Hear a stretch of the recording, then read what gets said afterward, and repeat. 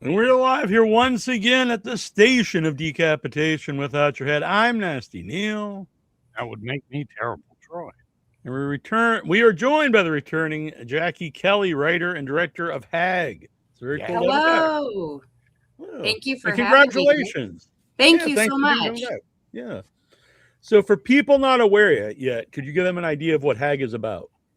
HAG it's a character piece. It's about a jaded escort who kind of crumbles, just unravels under the pressure of financial instability when she starts losing work to younger women in her field.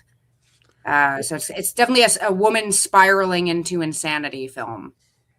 Yeah, and you're great in the movie. It's a great. It's weird to say it's a great script, all these things, but I don't. But you were part of all that. So how?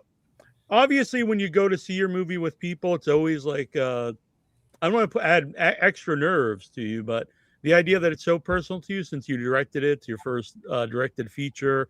You wrote it, you're in it. What's the feeling like to go see it? With an audience. That's like something I'm talking to my husband about a lot because I've been doing the acting thing for like 11 years.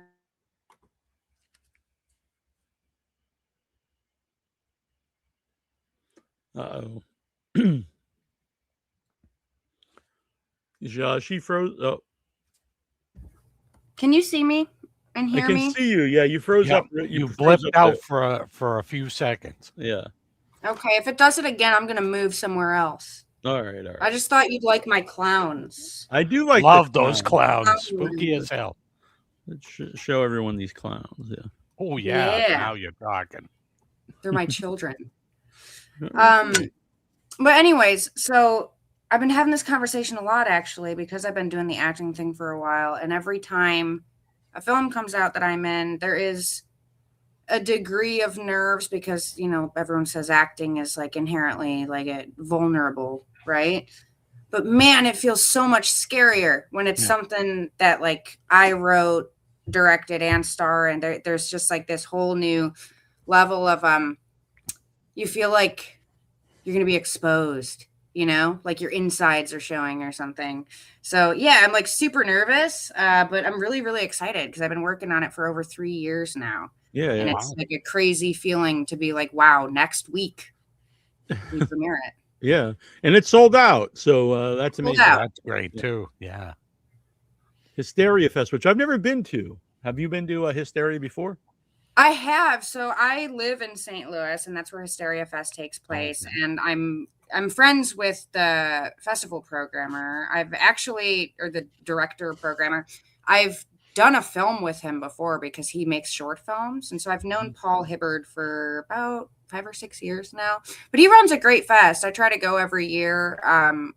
It's growing a lot. He's only been doing it for like 5 years or something, and it's actually pretty impressive how big the thing has gotten. And it's just he's got a tight crew on that thing. They really do a good job. So we're very excited to have Hysteria Fest host our premiere. Yeah, that's amazing, and congrats, especially in your hometown.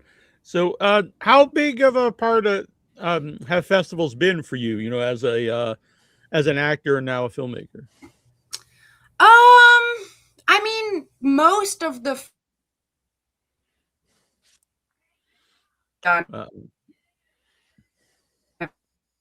had some sort of a festival run, some more than others. I'm gonna move. All right, yeah, that one was real brief, though. We will say it was a very but at least we got to see the clowns anyway. Yeah, right. You got to see the clowns. That's what really matters. Yep. I mean, and hair's better. Yeah, I think StreamYard may just be afraid of the clowns. That could be. So. Mm-hmm. Sorry, guys. No problem. Yeah, festivals, like depending on the film that I've worked on, have been a part of the journey. We're hoping to have a decent festival run with this one. I'm definitely going to submit to quite a few. I would definitely like to go that route, but it's kind of a crapshoot. We'll see who likes it and who wants to program it. Mm-hmm. Take what we can get. So you said you were working on 3 years. Have you ever written a script before this for a feature? I know you had a short film. Yeah, I've co-written a few scripts, a few feature scripts. I went to school for screenwriting, Oh actually. wow. Oh wow, yeah. So I mean, writing and directing was always the goal for me. And then my senior year in college, I started my first feature, which I was a co-writer on. And then after that, I just started booking a lot of acting work. So the writing and directing thing kind of went on standstill for a while. But this Was is it actually something? I'm sorry to always, interrupt you, but was it something you always wanted to go back to? definitely. Yeah, I love acting, and I'm happy to keep acting for as long as people will have me. But like being an actor was never the goal. That was never what I wanted to do. So How did that come about then? Like, I mean, I always acted in theater growing up, and then when I co-wrote my first feature film in memory of, I was brought on to play the lead because I had all this acting experience in theater. And I don't know, then I guess people saw the film and started asking me to read for their films, and it just became a thing. I don't know. Yeah. Did you find that because you said you went to school for writing, did you find that like that you loved acting, or was that something that like you learned to love over time? No, I've always loved acting. Yeah, I mean, it's obviously my early years were a lot different because I didn't actually get into film until I was like 21. I started doing theater when I was like 12. So the first many years of my life when I was acting, it was all on stage, which is just a different experience. But I always wanted to do film because I mean, theater's great, but I just I like movies more. Yeah. You know, They last forever. Yeah. Right. So, what was the writing, process for this movie? Since I assume there's, well, maybe not, I don't know, but I assume there's like some personal elements in the film. Some of them, yeah. I mean, a lot of it's not personal at all, but some of it I would hope not. So yeah. Right.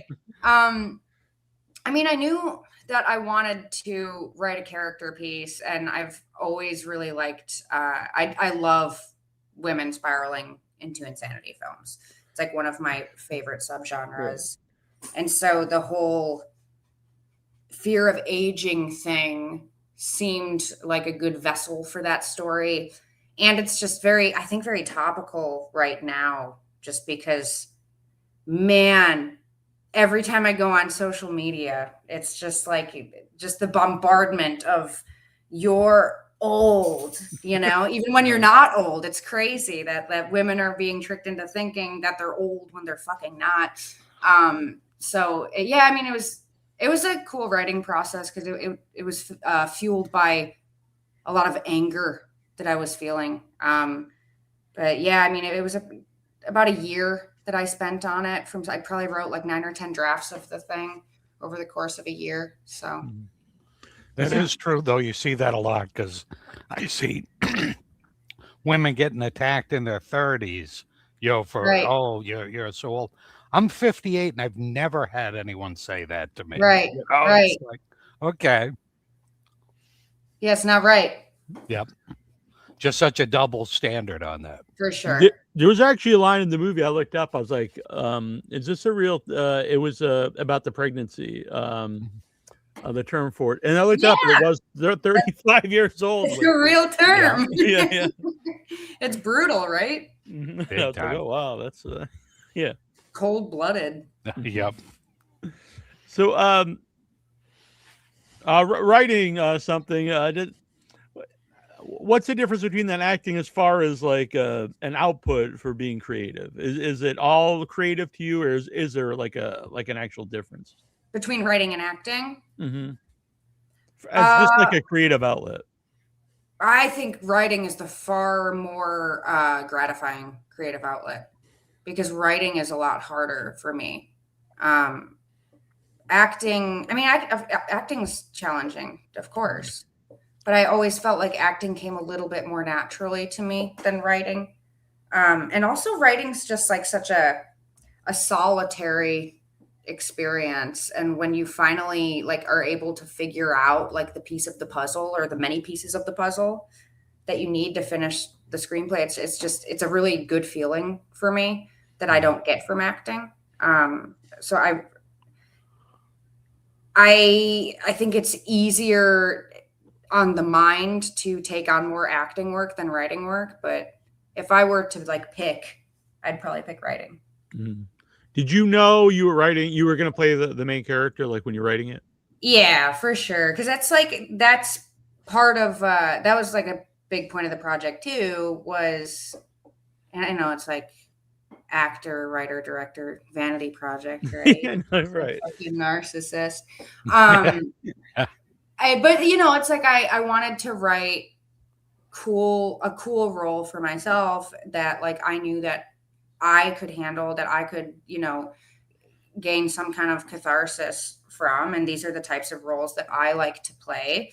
Yeah, and I don't know, something happened the last few years. You know, as you get older as an actor, the work just changes, the roles just change. And I don't know if I noticed it so much when I was in my early 20s, but when I read casting calls now, like all the really fun parts are for like women in their early 20s. And then they're like, oh, you're in your 30s, like you get to play the mom. And I'm like, I don't want to play the mom. Yeah. And so I wanted to write something that was just like real bombastic, something that I could sink my teeth into as an actor too. Yeah, and like Clint Eastwood, I think it was his last movie he made. He's still playing. He was like the, you know, the very typical leading man, where he was still getting the girl and like, yeah, he was fight, and he was in like his 90s. Yeah. That's oh awesome. yeah, he was. Yeah. That's awesome.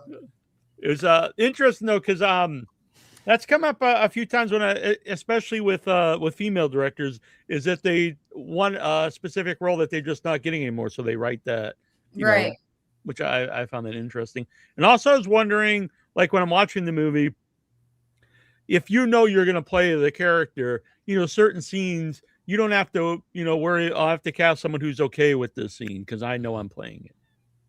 Yeah, I mean, that's definitely a perk to it. I don't feel like, well, I mean, maybe there's a couple scenes in the movie where what my character does might be a hard sell for some. Yeah, right. I was just thinking, yeah, there's a couple scenes maybe. But yeah, I mean, it's nice to be able to write things that fall within your own boundaries, right? And luckily, I have close friends for some of the other for some of the more subversive scenes. I had close friends that were willing to partake in those scenes. Yeah. I'm a big sweet potato guy, but your movie kind of ruined them for me for the Good. moment. So Good. I was hoping I would ruin sweet potatoes for someone. That was the goal of the film. The goal of the movie, right? We'll ruin sweet potatoes. Success. Yeah. I also liked you know, like that scene in particular, like it's not like classically violent, whatever that means, but it's a very degrading, you know what I mean? It's not like someone's like physically attacking you per se, but it's, you know, you really feel for your character in that scene. Yeah, it's definitely, you know, so the actor in that scene, he's a close friend of mine, Mondo Franco, and I've known him for years, and he's just like this teddy bear of a guy, man. He's like such a sweetheart, and he was one of the first people to read the script, and I had always envisioned him playing the character, and then he read the script and he called me, and he was like, I want to play a part in this. Awesome. And I was like, okay, I want you to as well. I'm just curious, what part do you want to play? And he said he wanted to play that part. And I was just like, well, that works out because that's what I want you for. But like, this is going to be weird, dude. And so it's just when you're working with an actor on a scene like that, and it's someone you like really trust, like the scene doesn't feel that weird. And it wasn't until the scene cut together, I'm watching it and I'm like, man, this is kind of fucked up. Yeah. This turned out pretty grimy, which that's a huge scene in the movie. And I also really like your interaction with I forget the character's name, but with the mustache, because you know there's like you could tell he's not necessarily a creep, and there is like feelings on both sides of your your character and his character. I think it's like a more realistic relationship there. It's not just this guy's a creep and you hate him or whatever, you know what I mean? Right. He's also, that's my buddy Jason Christ. He's one of my best friends. He actually in real life he officiated my wedding. Oh wow. So yeah. Oh, very cool. Well, congratulations. Most of my friends in the movie, and hopefully I think it worked out. Yeah, definitely. You did a good job. I do have to ask, since that came up before I forget. So we'll go back to the movie, but you had your honeymoon at the Lizzie Borden house. We did well, not the whole honeymoon, just one night. Oh, one night, right. One night. Okay, fair enough. So we did like the whole. First, we went up to Bangor to, we had to see the Stephen King house, and then we did the Salem thing, and then we went down to what is it called, Fall River, that the Lizzie Borden house is at? Yeah. Went down to Fall River and spent the night in Lizzie Borden's house, and man, I got scared. I legit got scared, and we were trying to go to bed, and I like the whole night. I was like, I kept getting up, like, did you hear that? And my husband's just like, dude, it's an old building. Right, true. he was like not buying it at all, but I got my money's worth. So all right, cool. Yeah, it was fun. It was really fun. Yeah, I'm looking forward to it. Yeah. Did you expect that to happen? Do you normally like get spooked out about old things, or were you like, surprised by that? A little surprised. I mean, I thought I might get a little creeped out, but not to that degree. I mean, I believe in the supernatural, so it's not like completely outside of my realm to get into that kind of thing. But it scared me more than I thought. At one point during the night, I was like, it was probably like 3 a.m. and I was just like, I'm going to go outside for the rest of the night. Like you go to sleep. I'm going to go outside and just smoke cigarettes all night. I didn't end up doing that, but I got scared. I got really scared. Yeah, I saw you're forbidden to bring a Ouija board into the house. Oh no! I don't recall that. That's interesting. Yeah, we might try to smuggle one in. Yeah, you should. Yeah, I think they kind of put that in there, just knowing that makes you curious. Oh yeah. Mm-hmm. Why is it? Launch Over says Jackie rules, and one half of Launch Over is in a HAG, Sophia Casiola. Sophia. I love Sophia, Mike. She said that she wore a shirt in that scene on purpose. Yes. Yeah, she wore the same shirt that my character wore in something that we shot in 2023. Matt Stewart's movie. Matt Stewart's movie. Yeah. Okay. Has that come out yet, or? Not yet. All right. No. Well, hopefully it does. I loved your last movie with Matt, by the way. Human? Yeah. Human? Great. Yeah. That was a trip. Yeah. Yeah, it was awesome. So how did that come about, Sophia, getting in the movie? So I met Mike at a film festival in Tennessee in 2020. It was like right before the COVID lockdown. I remember all of us were standing around looking at our phones like, oh shit, South by Southwest is getting canceled. Like it was like right when everything was getting locked down. Yeah. But Mike was at this fest, and it was the first time that I had met him. And I don't know how long later it was, but it was for the Once and Future Smash. He reached out to me, and he was just like, hey, so remember me? We met at Grindsploitation Film Festival. Mm-hmm. I have this character in my new film, Edie Sedgwick, and he just asked me to film something remotely. Mm-hmm. And I shot that for him and Sophia. And then I got to know them on some stuff that we'd shot with Matt Stewart's. And then when I had this role where it was like a virtual role, I just thought it would be fun to have Sophia come in and shoot something remotely and send it our way. Mm-hmm. And they actually did like a really good job too. Yeah, I mean, I didn't think they would, but it was like this influencer video, and they send us the file, and we're like, oh damn, they actually professionally lit this. Like it actually looks like really good. Yeah, it definitely does. Yeah, and it's in the movie. It's not been cut out, so yeah, it looked good. Yeah. How about the lighting in your own movie, in the rest of the movie, HAG? Like, it's got really cool lighting, for different, the whole movie. But is that something that you had hands on? Like, I want specific color lighting in different scenes, or is that more, the director of photography? Mostly my DP, my husband Eric Stanzi. The one scene that I feel like I really had a vision for the lighting on which I did. Him and Jeff Wedding did all the lighting. I don't do that. But I knew the lighting in my bedroom, I wanted to be like really like candy colored, you know, because it's kind of like, largely about a woman who doesn't really want to grow up. And so her bedroom's just very like whimsical and childlike, but I'm like, I love how the lighting turned out in that scene. My crew did such a good job bringing that to life. Yeah. But like a lot of the other more like zany lighting setups, that was my DP. He just had a vision for some of these scenes, like the scene with the sweet potato. That was he wanted it to look like we were in hell or something. So it's just like very like red and orange and yellow and yeah. It totally worked. Shaving your head on camera. I don't spoil the movie, but spoiler alert. Spoiler, yeah, that was pretty badass to shave your head on camera. Yeah, it was sweet. Yeah, and you can't have multiple takes on that, I suppose, you know. Yeah, I mean, we just shot the whole process though, so we had we had a ton, and we had 3 cameras going.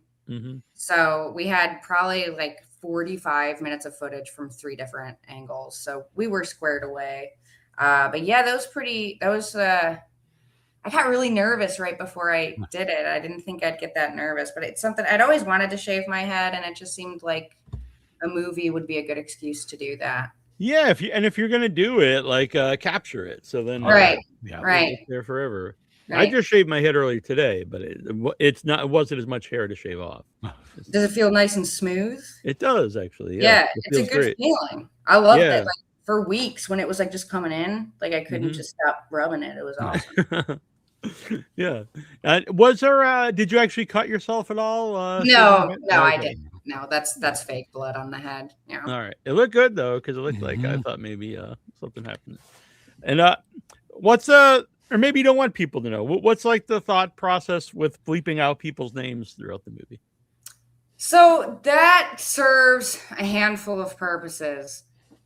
One of them is that I have this pet peeve in movies and scripts where characters say each other's names all the time. I find it really fucking annoying. When you started saying that, that's exactly where I thought you were going to say. So yeah. I find it really fucking annoying. And so I thought if we added the bleep sensors, it would like illustrate just how like abrasive that is. Cause like, it's just one of those things like nobody does that in real life. Like, you know what I mean? Troy, hey, Jackie, for some reason it bugs me. But also I'm hoping, you know, and maybe no one will get this from it, but my thought process was that she's so like isolated and just like disillusioned by her own world that like she's lost her identity. Everyone else around her just represents tropes. Like they don't represent real people in her life, because she doesn't have any close relationships outside of that one character. Yeah. And that's weird. That's like probably your closest relationship. Right. You know, it's a transactional one, but so it's kind of like a dual purpose bleep sensor. Yeah, no, it works, and I like it because I was trying to figure that. But I do like the idea of because I think you go either one way, do something like that, or have people say their name so often that's the joke. You know what I mean? Because it is very annoying. It's just something. Yeah, it's just something that bugs me, and it always has. And so I thought it happens. Be funny. Yeah, it happens so often in like very stereotypical horror movies where they call each other their names. Right. I feel like the only time I ever really say someone's name is if I'm like screaming for them across the house. Right. You know what I mean? Yeah. Yeah, I don't think I ever called Troy. No, because it would be weird, you know? Yeah. It's just a weird thing to do. Yeah. So I was want to ask, we'll get back to HAG in one sec, but just like the rise of indie horror lately, especially this year, I think the last 4 or 5 years, but this year, like crazy. It's been going, it's been doing great in the theater. And is that inspirational or what, Oh, sure, man. I'm going to be completely honest. We've been so like immersed in HAG this whole year that I haven't gone and seen anything. Oh, wow. Yeah. Like I still haven't seen Obsession. I mean, I really want to, but yeah, I mean, I think it's awesome. Like I'm happy to see these. God, and they're such young filmmakers too. Like I'm happy to see it that there's young people with fresh ideas and getting out of the remake and IP hellhole that we've been in for a while. So it was really weird because I was on a podcast. Troy watched it, and it was like a panel talking about Obsession in backrooms. And one of the things that they were talking about was like, oh, you know, these young guys probably didn't really make these movies because they're too young to it was crazy. And I was just like, this is just stupid. Like most if you go back, like a lot of Spielberg like made Jaws in his 20s, and like right. Everybody's got to start somewhere. You know, like one person might be 20 and the next person might be 60, but you know, who's to say? And it seems so condescending to be like, you know, try to pick up some reason why this movie always comes off as a weird jealousy thing, you know, like just because I couldn't do it, like this guy shouldn't be able to do it. I think that's a big part of it, because I mean, I look at because what's his face that did Backrooms, Kane, what's his and he did like all these YouTube videos. He's like 20. Yeah. It's years old.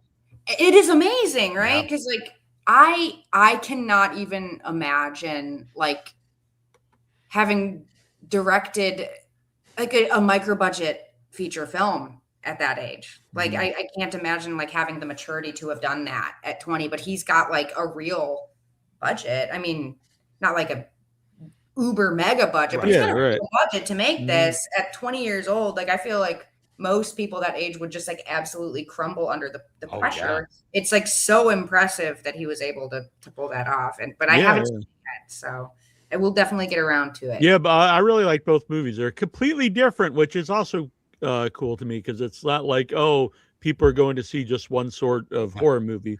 They're completely different styles, so they're just going to see, you know, new things. When I went to see Obsession, it was the second week, and I get my my ticket like the night before on the AMC Club, and I went there and I was like, oh, I wonder why these two people picked, because I picked like a seat, and some was like, why did someone get a seat on both sides of me? That seems kind of stupid.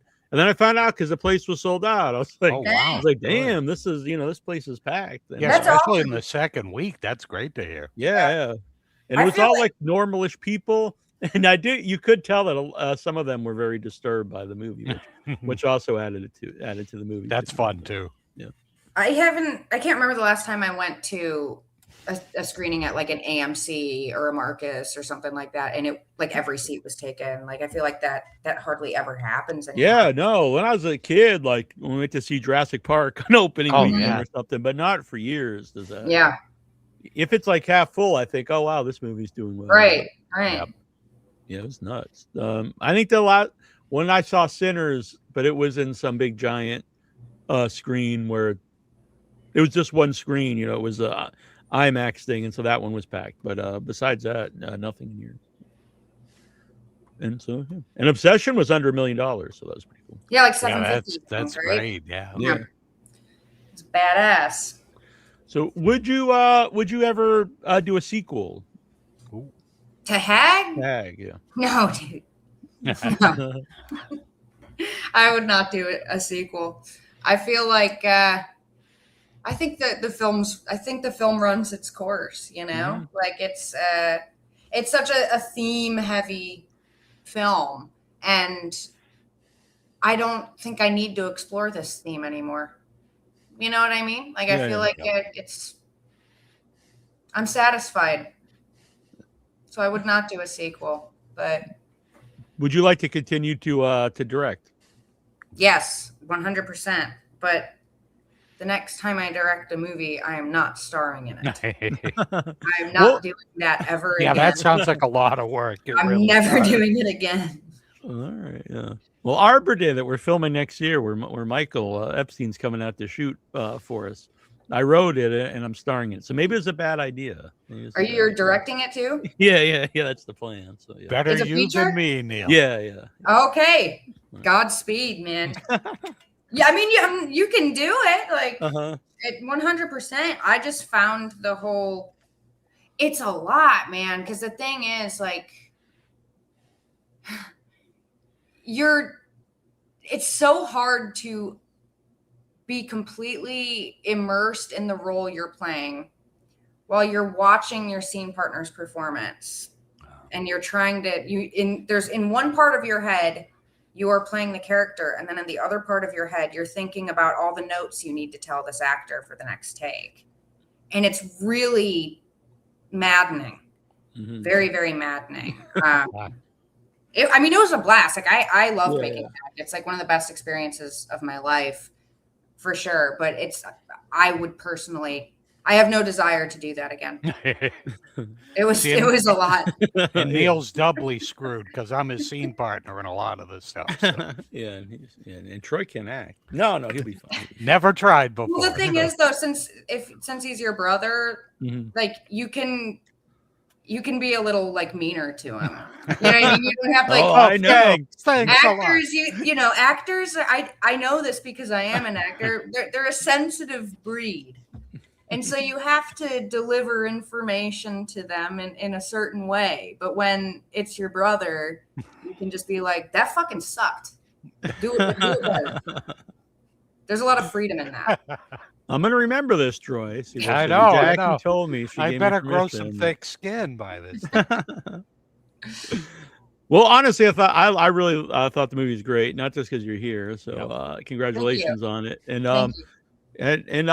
I think that's going to be. I realize it's going to be hard, in my mind anyway. It's going to be nervous to go watch it, but I think that'll be a really fulfilling thing to sit and watch your first feature that you wrote, you directed. Yeah, and you've seen stuff that you've been in before, but it's a different experience. Yeah, it's different. And I was texting with a friend a couple of days ago because I'd given her an advanced screener to the movie, and I was asking her questions about it, and I was like, hey, you've got to like tell me if this worked, if this played, because I've completely lost objectivity. Because it's, when I'm just acting in a film, it's like I'm not there for the editing process. It's like I shoot my scenes, and then maybe 2 years later I see how it came out, and I don't remember half of the scenes I did, and so it's like it's a big surprise. But when it's your film and my husband's editing it, and so he's editing it in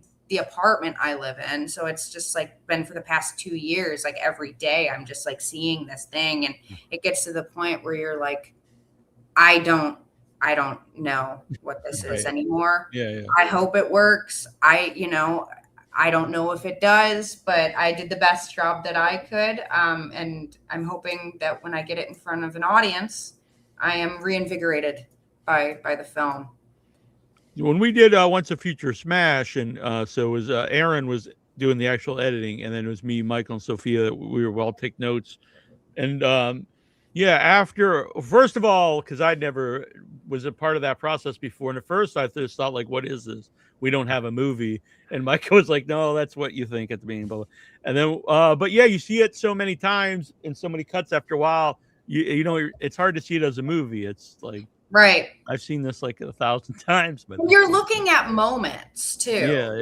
You're looking at the little moments that, like, the little edits here and there that you're like, that doesn't feel right, and like, I'm sure some of this stuff, I'm like, no one's going to notice this except for me. But it gets really hard to see like the big picture when you're that close to it, and you've like been around, even though I'm not editing it, like it's the film's being edited in my apartment. So I'm just seeing it constantly over and over again.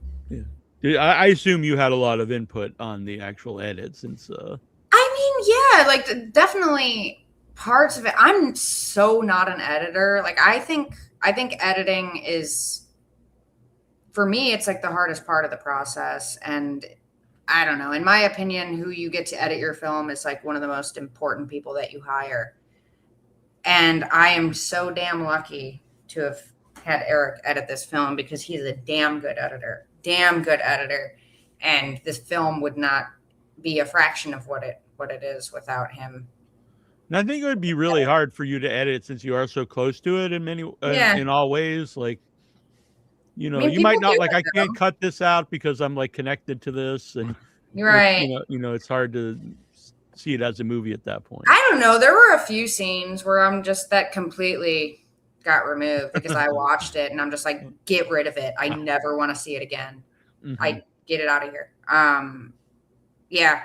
But it's, because it just, not everything turns out the way that you want it to. It's crazy because some scenes, they don't turn out the way you envisioned it, but in a lot of ways they turned out better.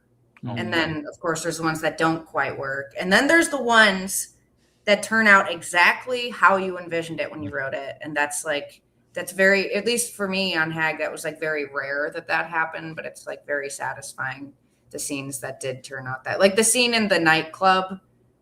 That's the scene that like ended up turning out like exactly how I wanted. Okay, good. Like, that's how I envisioned it. So that's one of my favorite scenes. Yeah.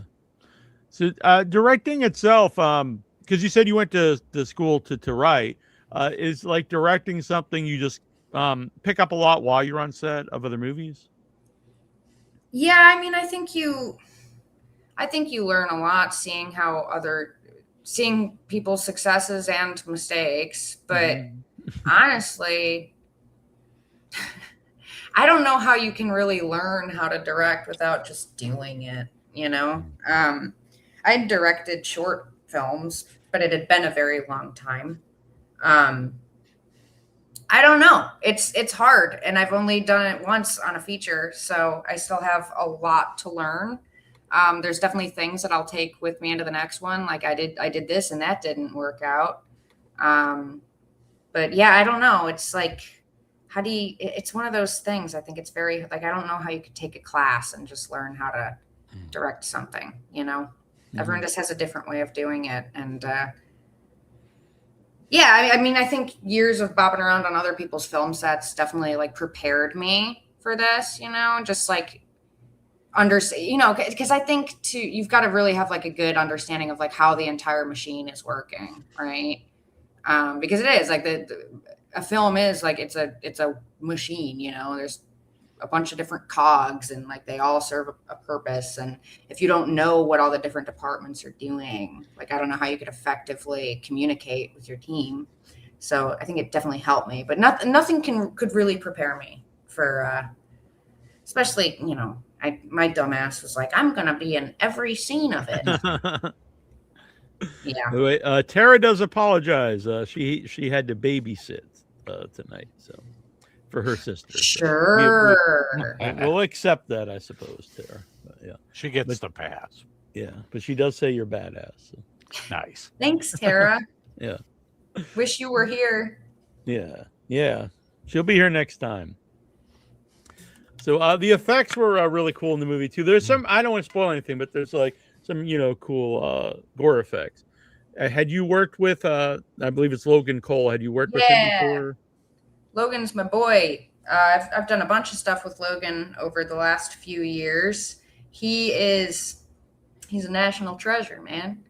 Logan Cole worked his ass off on this movie. Like of my entire crew, other than Eric, my DP/editor, Logan was there more than like anyone. I mean, Logan started working on those effects like probably close to a year before our cameras actually started rolling. He was like deeply committed to it, and the work he does in the film is really cool. Like it's kind of an interesting mixture of effects because some of them are more like the effects work is kind of based in reality. And then I'm not going to spoil anything, but then there's an effect at the end of the movie that is just like so bombastic, It's just like so it's very big. And it's all good, but that's a good moment. I like that moment.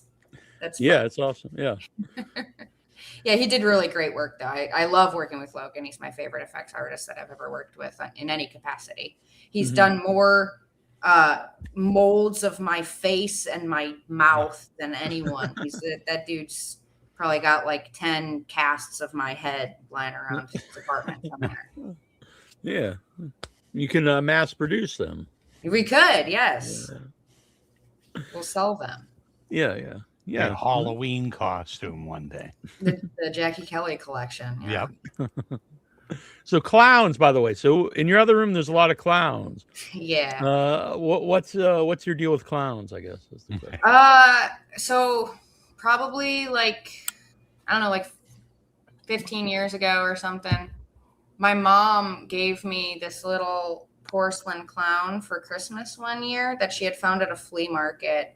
And apparently she had gone with a bunch of her friends and she bought this thing and her friends were like, why are you buying this? And she's like, it's for my daughter. And they're like, she's not going to like that. And my mom's like, no, you guys don't know Jackie. She's going to love this.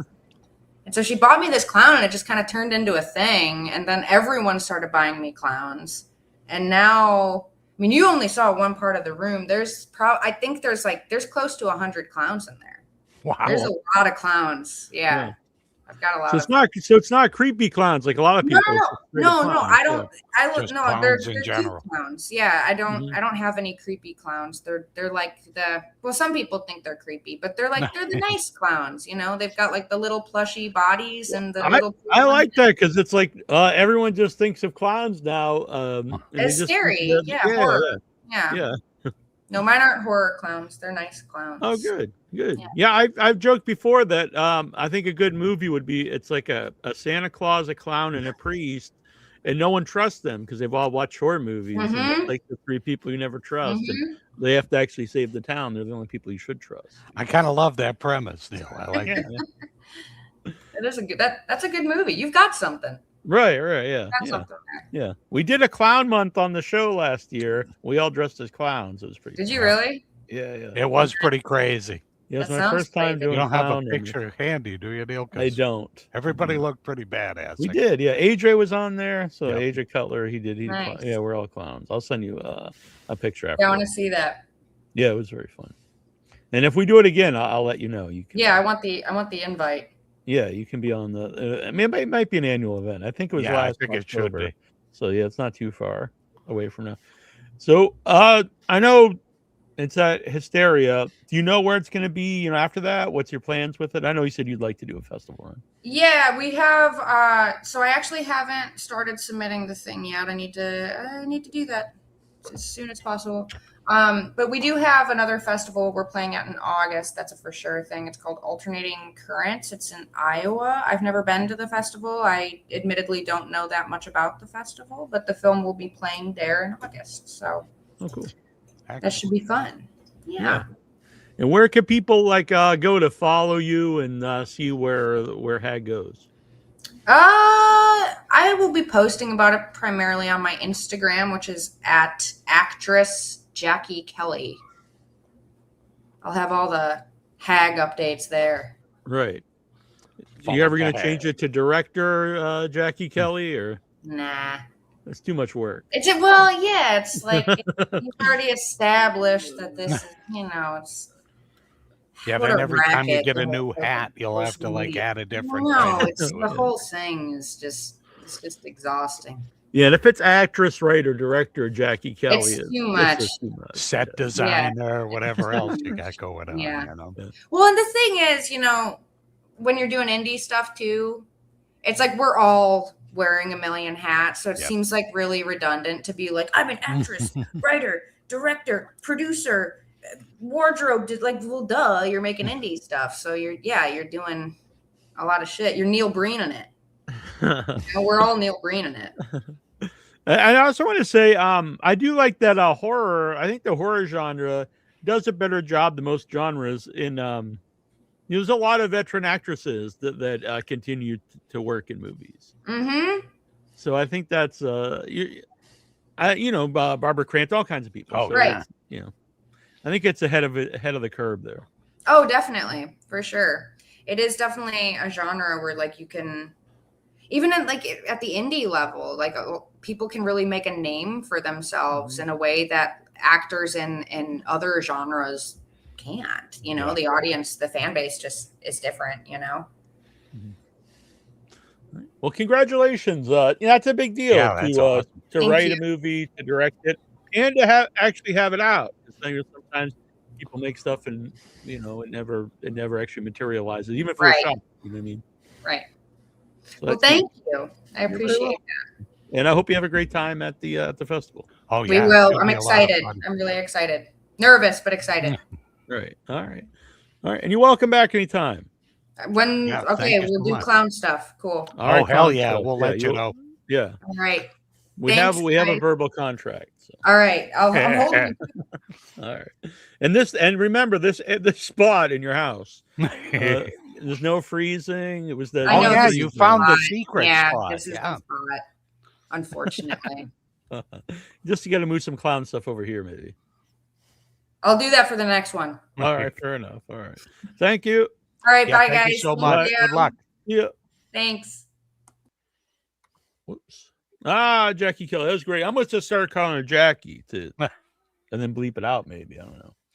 But that was great. Oh, I like that idea. HAG is awesome. I would highly recommend it. Yeah, and I went in totally blind. I had no idea what to expect. Yeah.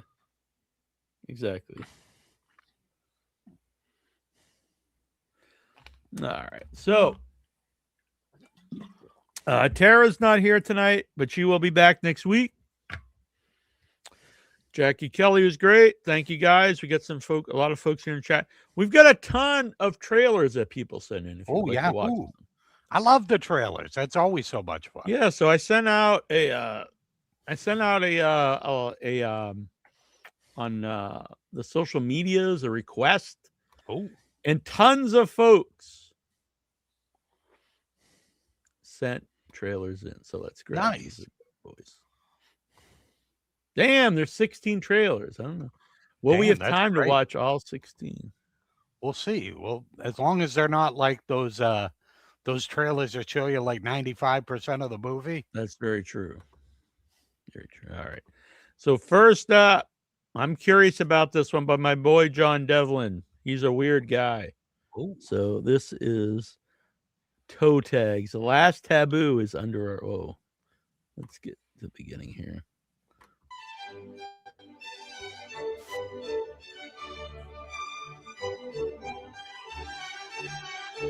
I like the happy music. Yeah.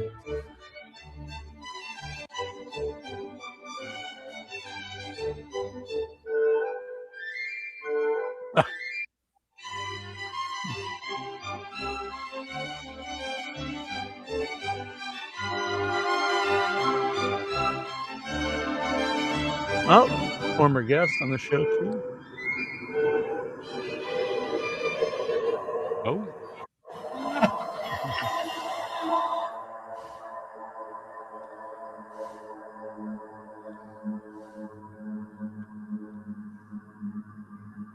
Bow, bow.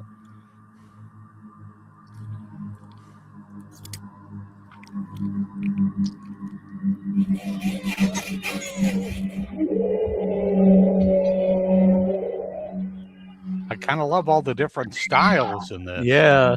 Yeah, it's an anthology. Yeah. Well, Corianne Cowley actually did one of them. Oh, look at that. Damn. Yeah, I'm loving that thing. I'm so proud of you. I am so proud of you.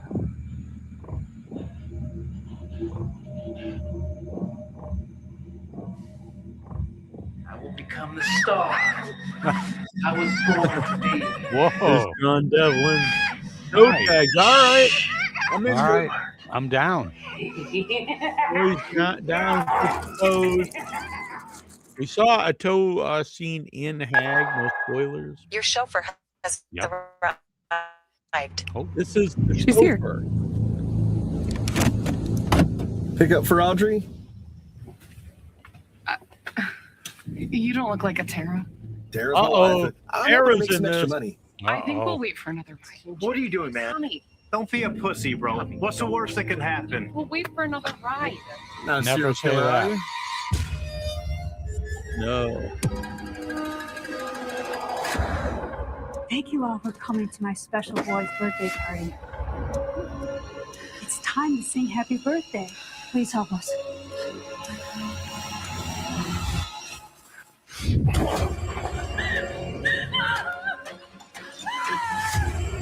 I'm so happy you invited us to your party.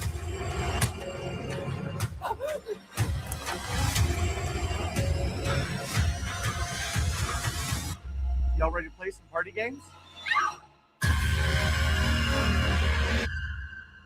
You can stay in your shell, so sad and blue. I'm so chauffeur. happy. All right. That was a really well-made trailer. Yeah, definitely was. It's got me intrigued. I like too. all these other little things. I'd like to see that one too. Yeah, I'm into this. This Sunday, by the way, I'm going to be live again. Troy, you're welcome to join me. I will have the filmmakers of Plankenstein, Ooh, nice. which is a horror film about an undead killer surfboard. All right, I love the premise. I'm down. From Hawaii.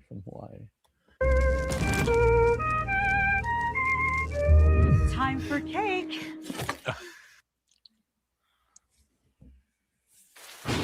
Next up, we got a clown one, Troy. Pink the Clown.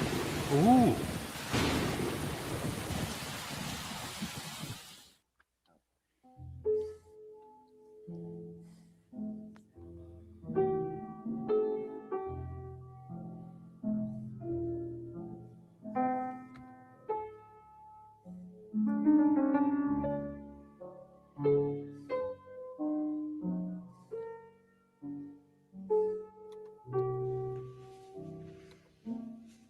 He doesn't look pink. I just don't understand it. I was gonna say, is that Kids always used to love my shows.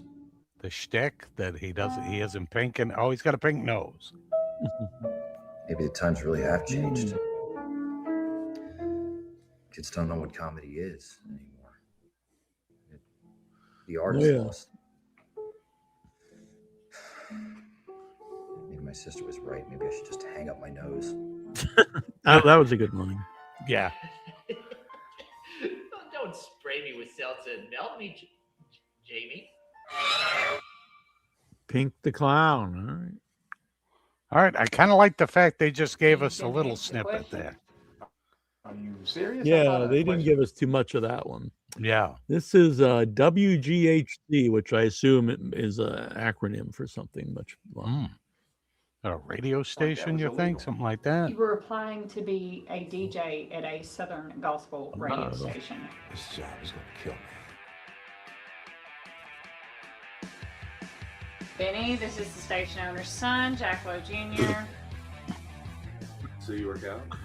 First day, you get to sit First in day. Mr. Christian. My new show, God Jam, it's just about to start.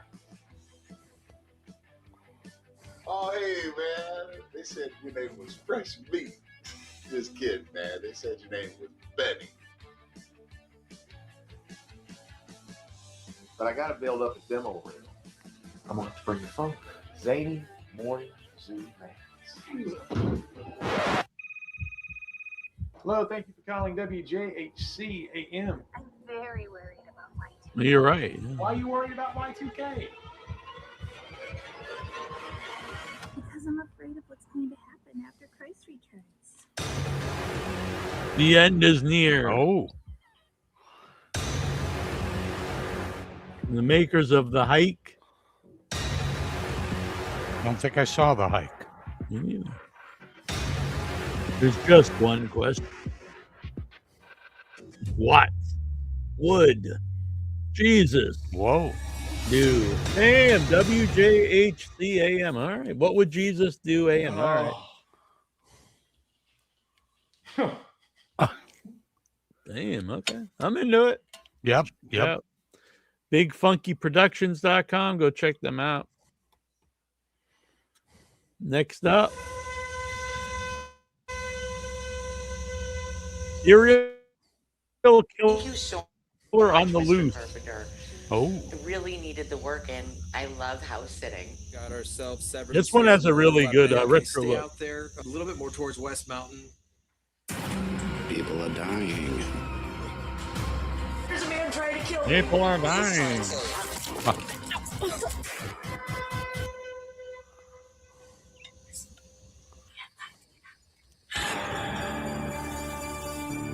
I like the look of that guy.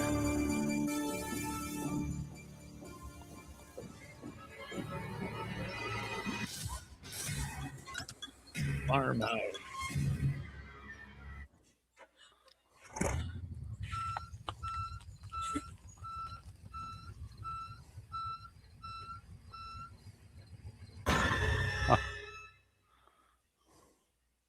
That one's got a cool, like, throwback look to it. I kind of like the look of that one. What should I call you? Tell you what, Murph, you can call me Bob. What's this one called? I do have a bit of a reputation Oh, that's for so being we've had him excellent. on it. Echoes Echoes from of the from the void.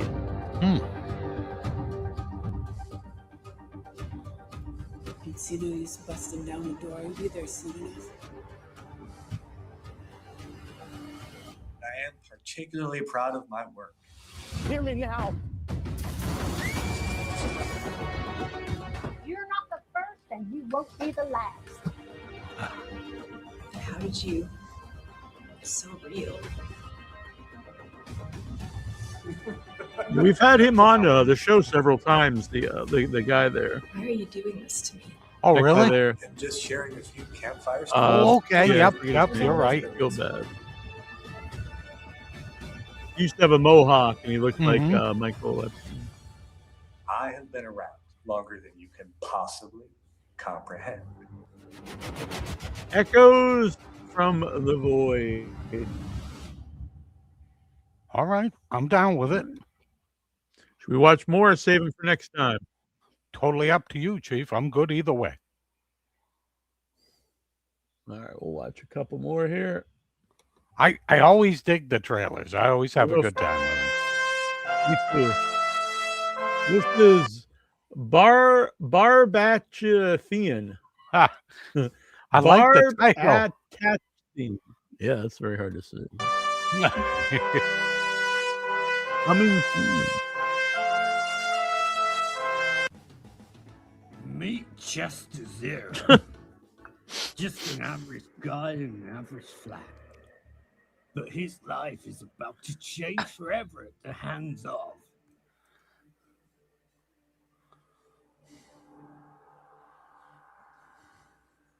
Oh my God, I'm late for work. Ah!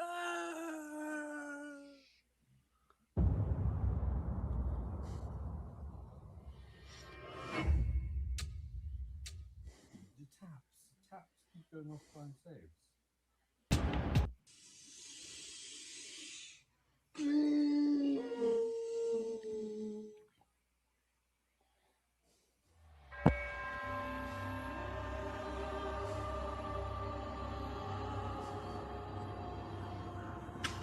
I don't know what's going on in this trailer. No, I'm completely baffled. It's very experimental. Yep. It's a very cramped bathroom, even. I know. I was thinking the same thing. Kind of makes me felt claustrophobic. Just looking at that. Yep. Coming the fall. Wow, that's an old trailer. That guy said. Wow. That's a guy from Pains on that. Oh, is it? This. Oh my God. Yeah, dangerous people, abnormal feature. You're dealing with him this time, not me. Shit, we talking about Michelle. Is this all the same guy? Does he play like every character? I don't think he plays this one, but I do think he played a lot of the original. I kicked him out of heaven. Oh. Took everything. I spoke too soon. What the hell? This one's going down some weird route, dude. Yeah, it is. Right, abnormal people and dangerous people. Live and then you work. That's what we call our fan base. Half of them are indeed. abnormal, and the other half are dangerous. Although I think All the abnormal on the left, the dangerous on the right, if you please. Yeah. I guess they could. I guess some could be both. So. That's true. Most of them probably could sit anywhere they wanted. Mm-hmm. Good morning, Danielle. Joe. This one is. Well, you know, I have the anxiety. I thought that was the. I thought that was Tony Soprano for some. This is. It did look like him. You're Lycon, right. Terror in the Woods. They do hit me now. Yeah. Stronger than ever. I think it's like a lycanthrope kind of thing. I think so. I'm not brainwashing anyone. I think there's something wrong with me. That reminds me, we should watch a trailer for the new Werewolf. It looks awesome. Oh, that's gonna be awesome. Have you seen it yet? I have such high hopes. I think you sent it to me, Chief. Oh yeah, yeah, I did. So this one is. Werewolf. You don't have to be a lost man anymore, Joe.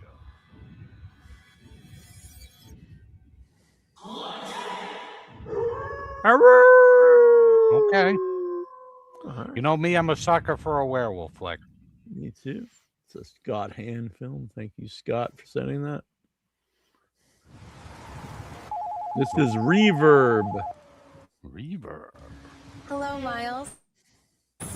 Hello, love. Hello, love. I thought you'd be home by now. Don't worry, I'll be climbing in bed with you as soon as I get home. Wait, something's up ahead.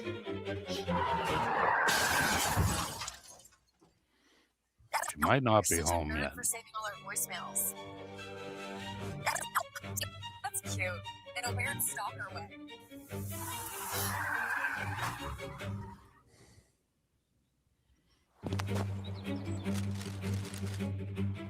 Hello, Dave. I think I have something for you. Place hasn't seen a broom since the farm's all shut down.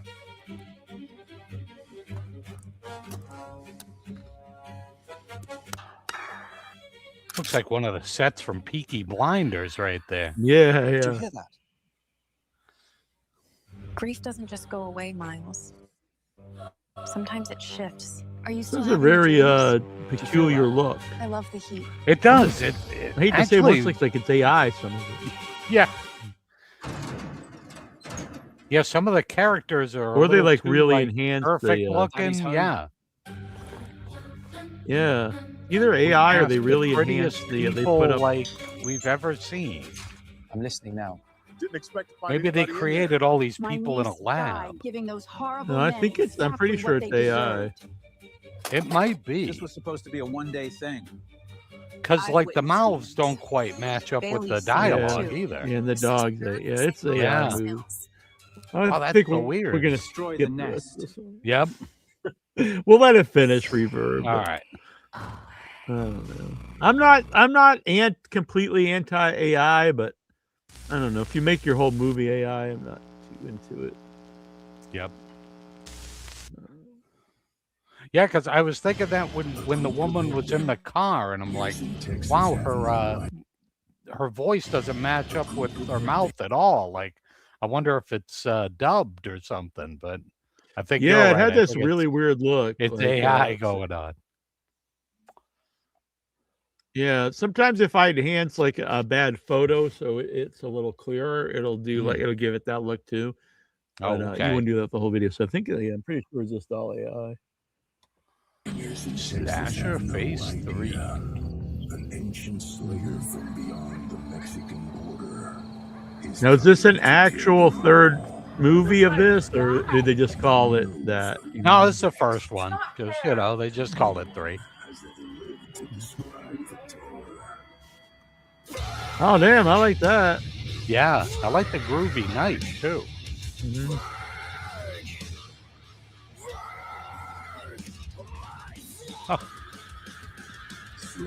Slasher Phase 3. All right, notice at Slasher Phase 1 and 2. Yeah, you can't just jump into part 3. Oh no, with Warrington Gillette. If Oh, you was it? don't understand conflict. Yeah. All right, So- find us the right. the werewolf. I think we're gonna pause the trailers there. Okay. And we're gonna watch because we might have some more there, but we'll save the rest of those for the next one. Absolutely.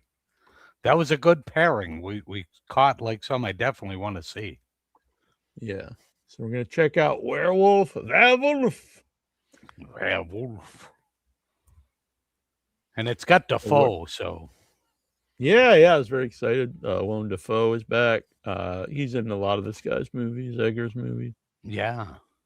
Eggers, Defoe, and Depp's daughter. I'm happy. Mm-hmm. I just got here. Start over. Jay Wolfenstein. Hit that rewind button, Jay Wolfenstein. Yeah, and hit the like button. More werewolf Dabble, trailers. dabble, dabble. Yeah. All right. Later this month, at the end, so next week, while I'm getting this set up, next week, D. Wallace. Woohoo! The week after that, we're also gonna have some Wednesday shows. So this Sunday is Plankenstein, which we're gonna interview the makers of a surfboard horror film. Wednesday, we're gonna have the folks from Round the Decay will be back on because it's streaming now. Oh, woohoo! Good for them. That's great. Thursday, D. Wallace, which will be Excellent. awesome. Yep. And then the week after that, we will have, I believe, the folks from Fat Fleshy Fingers will be on the show. Nice. And then the final Thursday will be, I may be missing a guest there, but the final Thursday will be Sci-Fi Horror Night. Nice. Looking forward to that. Yes. Even though you're making me do work and stuff. Exactly. And you don't have to be nailing any kind of sci-fi horror. It could be a robot. I don't know, whatever. It could be the Blob. You can figure it out. Beware of the blob. It leaps and creeps.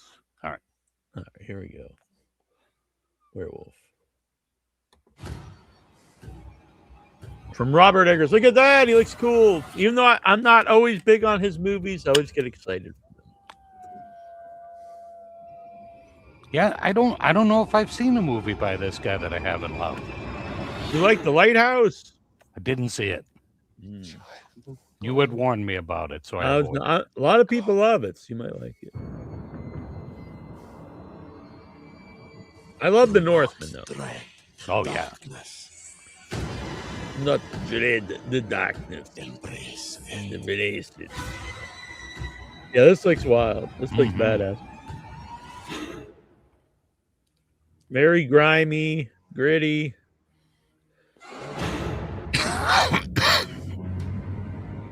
I heard of a raving beast. That rubbish is poetry.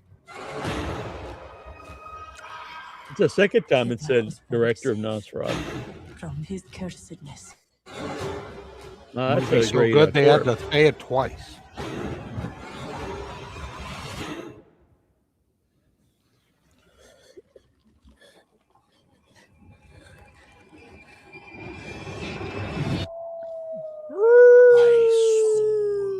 Is cursed. Like it. Cursed. By world.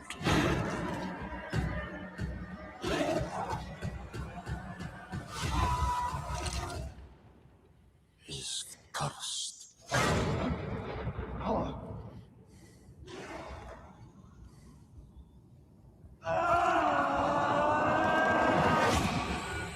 I'm down. Totally sold. I'm totally looking forward to that one. I am down for that one. When is that one coming out? I think October. No, I think it comes out in December, maybe. This Christmas. I'll be in Austria, but I'll be home not long after. So. I'll be home for werewolf. You can count on me. All right. Let's see here. I sent the link. Some people want the link sent them to directly. Directly? Oh, harumph. Anthony Chobo, you can't just hit the link like everyone else. I need the link sent to me exclusively. He does. Harumph. So we sent it to him. All right. Send him the link. We always want to say send him the link. You have been sent the link, Mr. Chobo. What you choose to do with it is your own prerogative. So this is coming out. You can pre-order it. It's a Texas Chainsaw Massacre Santa. Whoa. So why? Well, it's kind of neat. Like it never appeared in a movie or anything. So I think it's it's a toy. Okay. I didn't know. I thought it was a movie. I was very confused. Yeah. Almost like Rob Zombie or something. Yeah. It is pretty cool though. Who's making that bad boy? NECA. Oh, okay. Do they also make the wafers? Oh, that's Necco, I believe. Oh, Necco. All right. So we did have some questions. Which stands, of course, for the New England Candy Company. Mm-hmm. They made the Necco wafers, which I think are the oldest candy in the U.S. Ah, all right. They also made the conversation hearts. Oh, like for Valentine's Day. All right. Okay, let's go over here. We did have some questions on Facebook. If you want to ask us any questions, ask them. Ask away. We'll take them all. Exactly. No question too personal. Bring Craig Lindbergh. It's a very broad question. How has horror changed over the years? That almost could just be its own show, I think. Oh, yeah. Mm-hmm. That's true. That might take a while. Mm-hmm. We might have to invite a bunch of people on and talk about that. A lot more blood than there used to be, I think. Yeah, then when they talk about elevated horror, I hate that term, and like, that was around for years, like Rosemary's Baby and stuff. So, oh yeah, with horror, you have so many different, there's so many different kinds. You could even say all the old Universals or Hitchcock. Right? Yeah, exactly. Like, good point. Yeah, Psycho and stuff. So, yeah. How I would say elevated horrors and silent movies, for God's sakes. Come on, folks. I wouldn't even really say so much of it has changed so much. It's I would say that its perception has changed. Like it does great at the theaters. I mean, it always did, but like it's really like the go-to thing at the theaters now. But more like graphic, you can show more graphic stuff today than you used to be able to in the theater. Blood and boobs, that's how it's changed. Well, I think that's probably always been around. Probably not as many boobs, actually. No, that's true. You're right. As like 60s, 70s, 80s. Where I do agree with that. Yeah, it was not really a lot of the. You would watch like those, like a slasher that you could tell they just made to be PG-13. It would take away. Where there's exceptions, I think, like Drag Me to Hell is PG-13, but still is a good horror movie, Yeah, that one was badass. I love that one. Hello, Neil and Troy. Up, Anthony, what's happening, little brother? How you doing? I'm doing very good and everything. Did you see Supergirl? Yes, I did. What'd you think? It was okay.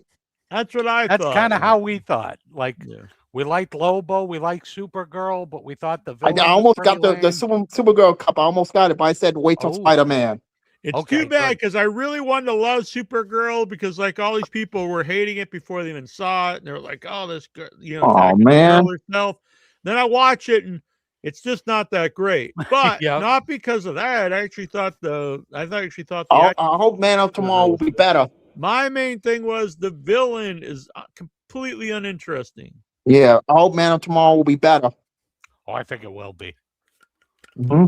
I'm good and everything. This one would beat the shit out of the old Supergirl anyway. Yep. I hated that also very dark and dreary. And like I almost got the Supergirl cup. I almost had it. But I said, "What the heck? I'll wait till Spider-Man." Hold up. Yeah, we got to see the long trailer for Spider-Man and Supergirl. That's gonna be good. I can't wait for Avengers Doomsday. Oh, I'm looking forward to next week. Evil Dead Burn. Yahoo! That's next week. Yes. Oh, sweet. That's awesome. But the thing that I was watching Bloodstream TV. I was watching my girl All Get Kids' new show with the Blood Demon. Well, what's that? Blood Demon. It's good. Demon. I reviewed it. And I watched X-Men 97. Nice. We're gonna be doing some interviews for Bloodstream. Yeah, congrats, boys. My movie's on there, so I'm watching a good movie. Much Ado About Nothing. Nice. Oh, all right. Well, I don't know if that'd be up your alley, but that's a very sophisticated man, Anthony Chobo. I'm still up to 2023 in my memoirs. I went to Dave & Buster's yesterday. Nice. Any cool video games or anything? Yeah, Stranger Things, where you get to play with the ball. Oh, damn. Wow. We like the Stranger Things pinball machine. The Stranger Things pinball is great. We haven't played pinball for a while. Troy's Troy's like, I beat him too much. So he won't I play know. with I me. had TV dinners. I had TV dinners and Pepsi for dinner. You had Nice. multiple TV dinners? I had a chicken tenders with potatoes and stuff. Nice. Did it have a Yeah. little brownie for dessert? Brownie, yep. And I had some M&Ms. I'm ready Nice. for July 4th. Hell yeah! And if you light off fireworks, don't got to be careful, Chobo. I'm not. I'm gonna watch it. And Christmas All got right, a that's the haircut. way to My dog Christmas. Oh, nice, wow. nice. We If want to I see you posted with on all social 10 media today. fingers next week, my friend. Two don't- more months until 43. Nice. Whoa! You're almost as old 43 as is me a good now. age. Yeah. Soon you're gonna pass me. Soon you'll be as old as me, and then in a couple years you'll be older. Oh, the name of the Bloodstream show is called The Devil's Dancers. The Devil's Devil's Dancers. Dancers. Okay. Yeah, it's good. That's all Tara- X-Men. First 3 episodes of X-Men Oh, yeah. 97. Yep, that's been good. Have you caught any of the Vampire Lestat? My mom, it's good, but my mom does not like that, you know. She doesn't dig it? No, I love it. I love it too. What's that? But the thing is that I like the part in X-Men the 97 where they have X-Force in it. Oh, yeah. Yep. Yeah. My girlfriend's a big Nightcrawler fan, so she's all. But I thought it was good. I'm not gonna spoil it for you if you haven't seen it, you know. But it's very good. It's very good and everything. Excellent. Nice. X-Men 97 is good. So I'm enjoying a lot of Bloodstream. Tomorrow I'm gonna watch a movie on there. You know. What are you gonna Do be they do watching? any dancing in the blood dancing thing? No, I'm gonna watch after I get off with you guys. I'm gonna watch it. And I'm gonna watch something. I'm gonna watch Flasher Size, the one with okay. Darcy and Daniel Harris. Oh, okay. I'm gonna watch that. All right. Now you don't do any naughty stuff while you're watching. I won't. I'm doing good. I'm doing good. It's hot in New York. Oh yeah, It's hot here hot too. everywhere. And I'm pleased to announce that ShabboCon will happen next year in Times Square. Woohoo! Damn. Is We'll Troy be there invited? for that one. Yeah, Troy, Neal, Tara's invited. Cousin Nice. AJ's invited. We're gonna serve free hot dogs, free Pepsi. Rock Nice. on. Yep. Yeah, we're gonna do it outside. It's gonna be a 4-hour thing to do my money, you know, for my memoirs. I'm going to a thrift store on Tuesday. Oh, That's sweet, awesome. sweet. Yeah. He's gonna pop some tags, Anthony. Yep. So I'm looking forward to Spider-Man Brand New Day. I'm looking for Avengers Doomsday, and we just got word that Hugh Jackman's coming back for more MCU stuff. Yeah, I was kind of looking forward to a new Wolverine. I didn't like any of those. I like Logan. Fox guys. Logan's one of my favorite movies of 2017. But the thing is that Deadpool Wolverine had a good going movie experience with that. You know, Yeah, a lot of people like that. I like that. But But we'll see. I heard a rumor that Tobey Maguire is in the new Avengers Doomsday movie. Oh, I hope not, unless they kill him off. But the thing is that he's wearing the Iron Spider. Is that like the I don't Iron know. Cross? I'd rather just stick to the MCU guys for me. MCU guys, I'm looking forward to what's to come. Avengers Doomsday. I'm looking for the trailer later this month. Yeah, it was cool seeing the Spider-Man one that you saw like a bit of the tarantula and then and the scorpion. So that was pretty cool stuff. That's gonna be good. Spider-Man Brand New Day. I'm looking forward to get the cup for that. Nice. I wonder if they're gonna have a cool popcorn bowl for it. I'm not gonna have popcorn bowl. I'm just gonna have the cup. Well, for I that. will. Damn it! I want a cool Spider-Man popcorn bowl. So I'm looking forward to see Ice Cream Man, Nice. That one looks good to me too. Legend of the White Dragon, Coyote versus Acme. I haven't heard of that one. Coyote versus Acme is about White Coyote suing the Acme Corporation for his failed attempt. Whoa, that might be fun. Then. Man, he's like Stuttering John. So yeah, I'm doing good. I had a good theater going experience last year seeing Superman. Oh, Superman, I love that one. Oh, man, it's coming out with Man of Tomorrow. Yeah, I saw Lex Luthor in his like powered armor. It looked really cool. Brainiac is going to be the villain. Oh, is he? Oh, awesome! I love Brainiac. And then Aaron Diaz, Jon Stewart will be in the movie. Oh, good. Brainiac has not been used in any live action. But we almost got him in '98. I'm glad we didn't. Yeah, it might have been too goofy at that time. Too goofy and do you know that Tim Burton was going to direct Superman Lives? Oh, that would have been bad, I think. That would be a bad idea for us. That would have been one of the best. Smith was going to do it at one point. Oh, really? Mm-hmm. What happened? Kevin Smith was going to do a Superman movie at one point. Superman, he was going to write it. Tim Burton was going to direct it. Oh, wow. Superman Lives. Yeah, there's even like pictures of Nicolas Cage in the costume. It wouldn't have been goofy for his time. And Dolph Lundgren almost played Venom. Really? Oh. I like Dolph Lundgren's cameo in the new He-Man. Yeah, that was awesome. Oh, was it good? Yeah, that was fun. It was awesome. No, Frank Langella didn't make a little cameo. No, I'm very upset about that. But the thing is that I saw a Scary Movie. It was funny. It erased it. Really? 3 and 5. 3 and 5 do not exist. Oh wow! They skip right by them. They're like wrong. those Halloween movies when they skip over. But the thing is that Scary Movie, I'm not going to spoil it for you. But the ending, they take. But let's just say they took back their property at the end. Oh, all right. Anthony, I'll be completely honest with you. You could tell me the entire movie and it wouldn't spoil it for me. Yeah. I'm looking forward to Legend of White Dragon, Clayface, Social Reckoning, Street Fighter. So you got a whole list of stuff you're I hope looking Clayface does well because Supergirl's a big bomb. So I'm looking forward to the Batman. They're looking to cast a new Batman already. What?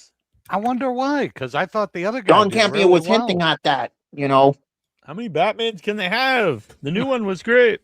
Yeah, I love the new Batman. But this one is going to be one with him and Damian. Damian Wayne, his son. Oh, I'm not sure who that is. Son, Robin. And they're coming out with a Joker cartoon where he portrays as a hero, where he avenges Batman's death. Well, that'll be weird. Yeah, I'm not too fond of Joker being a hero. No, that's definitely not in the character, I don't think. Right. But they're doing a Crypto, they're doing a Starfire, they're doing a lot of things. I'm looking forward to Christmas Carol with Ty West. Yeah, that I'm into that too. It's got Johnny Depp.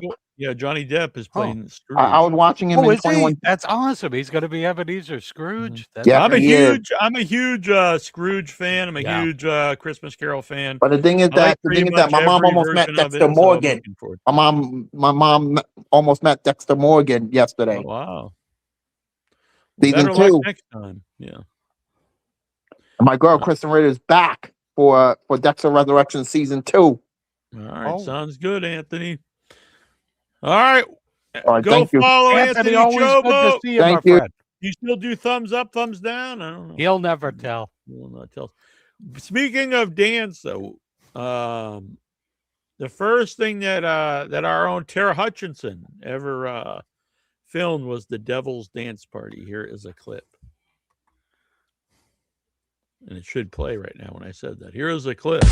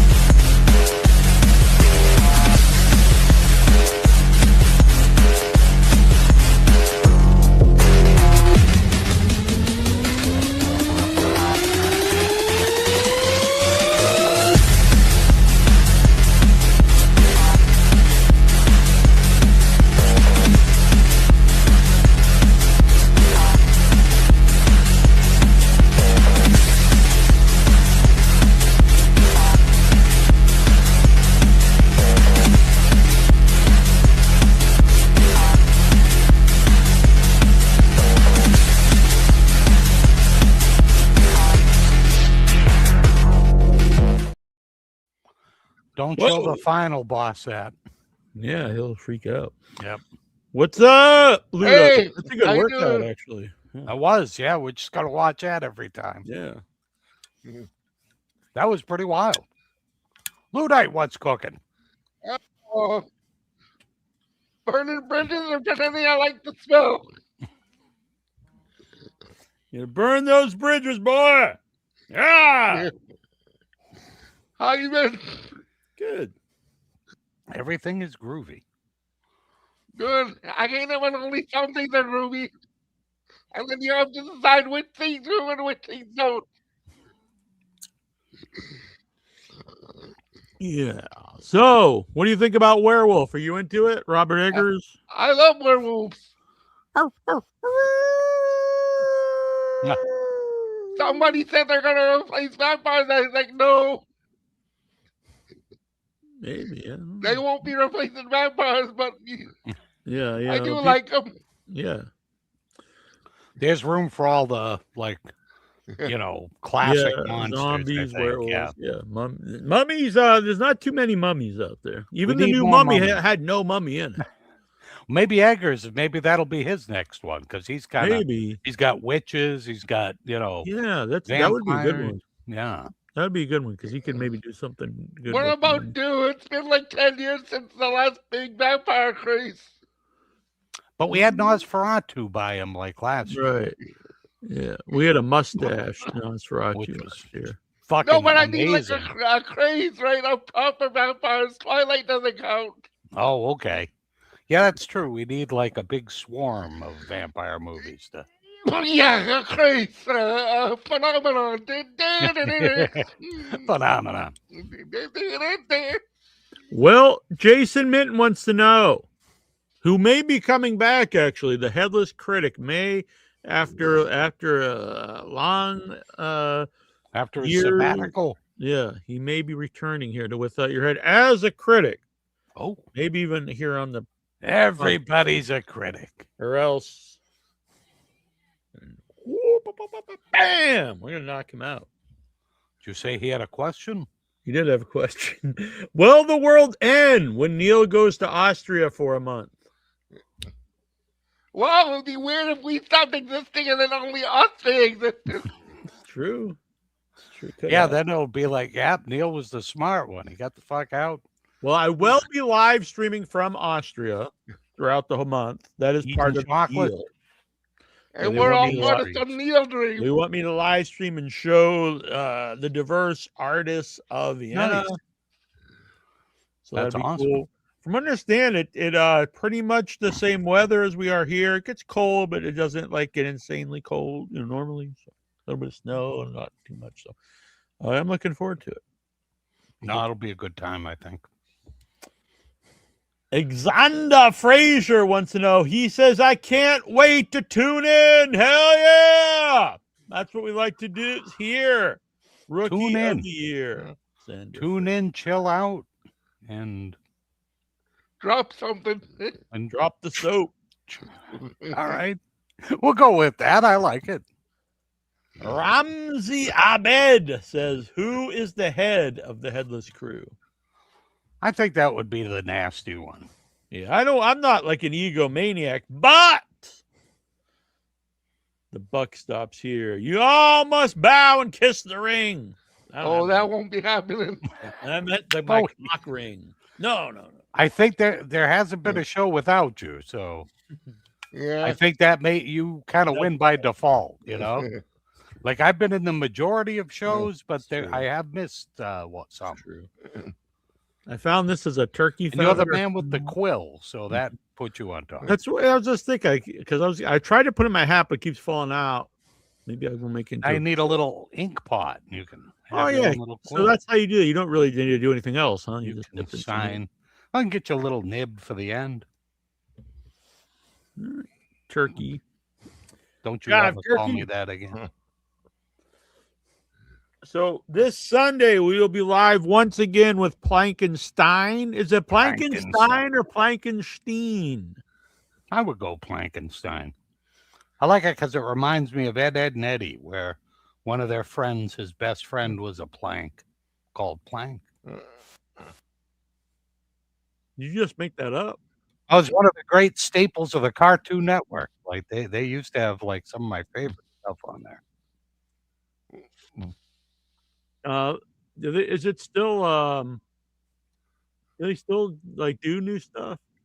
I think so. Yeah, I think they still. Well, I don't know if it's so much new or remaking like Scooby Doo and stuff, but although I was very excited because Tartakovsky, the guy that played Samurai Jack, he has been trying to do so for years, but he finally got the rights, and he is making a Conan the Barbarian animated series. Oh, really? And yeah, so I guess he's going to Adult Swim, like the studios, to make it, and then they're going to show it on Netflix. So I'm definitely looking forward to that. And then people now, as people often do, because some people suck, they were bitching because his Conan has large gold hoop earrings. And it's like, well, if you look at Frazetta's painting of Conan from like... It's a very strange thing to be upset about. 1958 or whatever, Conan's got big-ass gold hoop earrings, so fuck off. Hey, it's a fashion choice. Yeah, people were like, "Oh, what kind of faggy thing is this with Conan having earrings?" Like, I mean, Conan's always had earrings, man. Schwarzenegger said he wants to do finally do Conan the King. Where, oh, that'd be awesome. I'd love that. That'd be sweet. And I just heard that Plankenstein, a killer surf movie. An old Hawaiian myth of a plankboard cursed to protect the queen and her heirs is awakened. Will police captain Mary Miller be able to protect her daughter, Lily, descendant of the throne, and stop the devil board from absorbing the soul of every last surfer in Kailu Town? I'm down. Murmurs of danger, whispers of murder and betrayal, a hushed tale of an old plank board. Hawaiian locals talk story of a fierce king, his radiant queen, and his scheming brother amidst a celebratory luau. The king's brother overpowers the queen and takes her honor atop an old plank board in the water at night. Wow, this is getting kind of kinky here. Furious, the king calls upon the spirits of his ancestors to deliver a curse, a pig's foot. The vessel to enact revenge is thrown at the brother, but misses. Whoa. And instead hits the old board, cursing it to an eternity. Some say the old plank board still floats adrift at sea. Others say the curse has been passed to newer boards throughout the generations. Still, it waits silently, adrift, waiting to protect the queen's heirs, awakened only by the stench of fresh pork. The more the board kills, the stronger it becomes. The board is back. The board is deadly. The board is not human. Yeah, that'd be weird if like this board is. I think that's even weirder if it happened to be human. Like, wait a minute, this surfboard is not human. I just saw it today in the land of, not a horror-related thing, but in the land of remakes and reboots and what have you. It's in the works that they're going to reboot, redo, remake, reimagine First Blood. Oh, cool. The show? I'm like, the first one's so good. Like, why would you... No, Rambo. Oh, wow. Damn. That's actually one they really got right.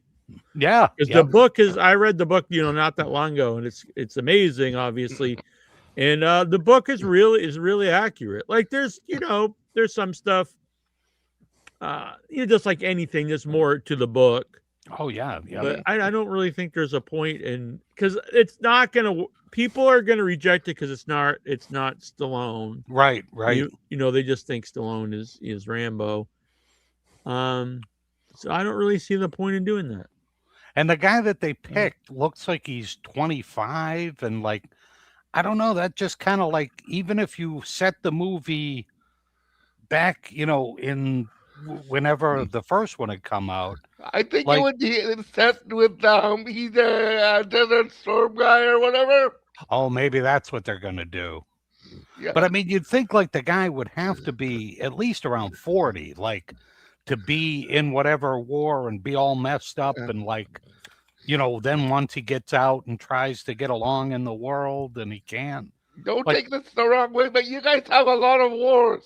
That's true. That's true. Got too goddamn many of those, but so just pick one and I like Americans, so don't take me wrong, but I'm gonna go with the Korean War, and I want Rambo to be like in his mid-80s. Korean peace action. That's it. Yeah, they never declared that an actual war. Oh yeah, I want him to be Klinger from the old MASH series.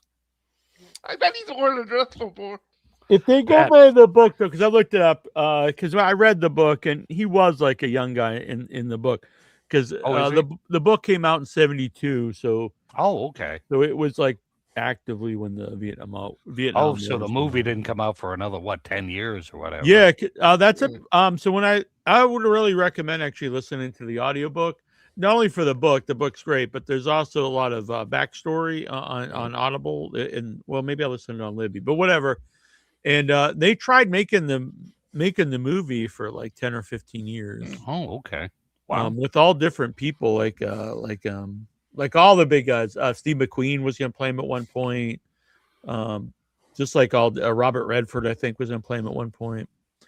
And then Stallone played him. And it's really interesting because the sequels are just so far off what the original story is. Yeah, they should have just stopped after one, but no. They kind of lost the spirit of it.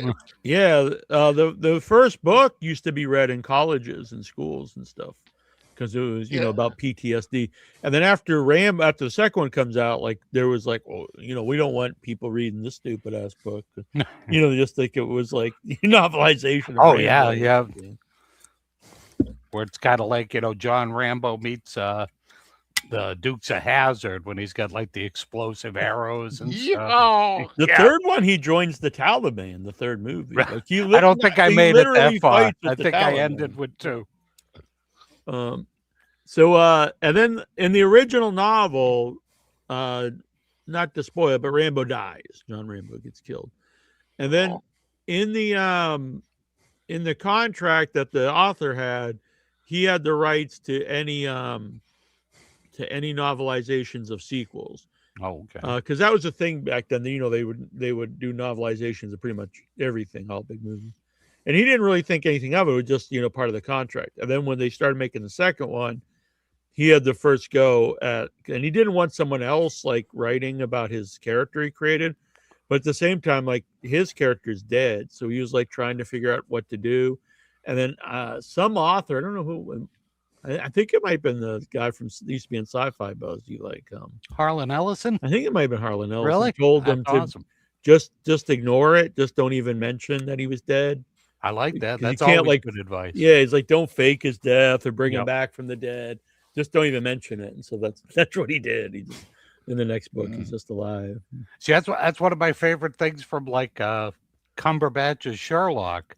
Was after he died with Moriarty and like in the books they had fallen over the waterfall and stuff, and so when the next season comes back and Sherlock's there and they're like, wait a second, he died, and then the whole first episode is people coming up with these crazy like, what if I think this is what happened, and then he faked his death, and then at the end it's like they never tell you. Sherlock just goes about his business and like carry. And I thought it was just brilliant. I'm like, yep. Why make some cockamamie, reason why he's back? Just rejoice he's back. Then it's funny because I've listened to all the novelizations, and they're the first book's like a masterpiece, honestly, and then the other ones are whatever. But he's trying to do his best with what, and like. I think it was a third one or whatever. I think it was a third one where he wasn't really given the script. He'd be given like first drafts, and then it kept changing. So it's like, really? He has to write a novelization of like a ever changing script. And I think it was the third one, or the original idea was John Travolta was going to be his sidekick, was going to be Rambo's sidekick. Whoa. And he was going to be like a comedy sidekick. And this was after Travolta he had just, I don't know if he directed a movie that Welcome back, Connor, probably. No, hey, Mr. Rambo. It was hey. like Rambo 3. So it was like he did something where Stallone was in, maybe, I don't know. Oh, wasn't that awful thing with it was a big Stallone's flop. brother did the soundtrack to it. And it was some kind of disco, yeah, it might have been the sequel to like Staying Alive or something. Yeah. And so it was a bit, he became friends with him. And so he's like, Stallone wanted Travolta to be his sidekick in the movie, and it was going to be like a comedy sidekick, which really is bizarre and a Rambo movie. And then the movie was a big bomb. And so the studio's like, no, we don't want this guy in the movie. So then they rewrote it and they made him into a woman. And then they kept cutting the woman out of the movie. So she's barely actually in the movie, but that's awesome. Yeah. I guess Stallone's pretty good when it comes to working with people that he likes. Cause I didn't realize that the sergeant or whoever it is, the colonel or whoever the guy is that tries to talk him down, was going to be Kirk Douglas because he became friends with him and things. Oh, really? But I guess Douglas had a stroke or something, so he couldn't do it. Yeah, but then the guy that's the guy who played Maniac, right? He really was bummed out. He screwed him over. I know. Who knows? Yeah. But I don't know. I don't know who they're going to get for. I think they should get me for the Brian Dennehy role. Yeah, so I'm not. I'm not against it because the book is so great, and you could do a version where you're right to the book, which honestly the movie I think really captures the heart of the book. But you could make it a little darker. The book's a little darker, but I just know it's not going to do well because everyone's going to be saying this isn't Stallone. You know what I mean? Exactly. So I really don't think see it's the a point. no-win thing. Yeah. I don't or know you're why going to they make it even try. modern day, John was saying. The young generation will want their own Rambo. Yeah. I mean, if they do, I guess it's cool, The thing is, though, the original book is not gung-ho, rah-rah America. No, I know. It's very anti-war. So if you stick to that, it's probably not. It's honestly people today would be like, it's woke, Yeah. The original movie was like that too. Yeah, but people just look at it now as the sequels. It's just Rambo. Oh yeah, they don't even know the first one was First Blood. Yeah, no, yeah, and that was the fourth one or whatever, and he's just or fifth one, whatever it was, and he's just killing Mexicans and stuff. How many did they make? It's a pretty terrible movie, that last one. See, I didn't see it. I think the second one was it for me. Yeah, the guy who wrote the original, he hated the last one. He was like, this is because he used to say that he just looked at them as this is a different version of Rambo than his. Oh, but the last one, he would just say it was void of all humanity. He completely hated it. Did he ever do any other books that got big? I'm pretty sure. Let me look him up. I read all those. He's still alive. Oh wow! Sure. Maybe I could get him on the show. Yeah, that would be awesome. I'd love to talk to him. David Morrell. Let's see. Yeah, he's done all kinds of stuff, but I don't know if any of these really took off or anything. You know what I mean? Yeah. Or but if he's they were turned into movies or TV or anything. Yeah, he's written a ton of books. So. That's cool.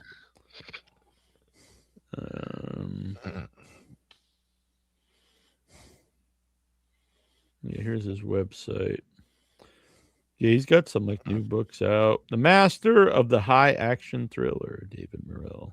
Yeah, The Brotherhood of the Rose, Creeper. I've heard of that. Yeah, that was a movie, wasn't it? The Brotherhood of the Rose. I think so. It says it's a series. Oh, okay.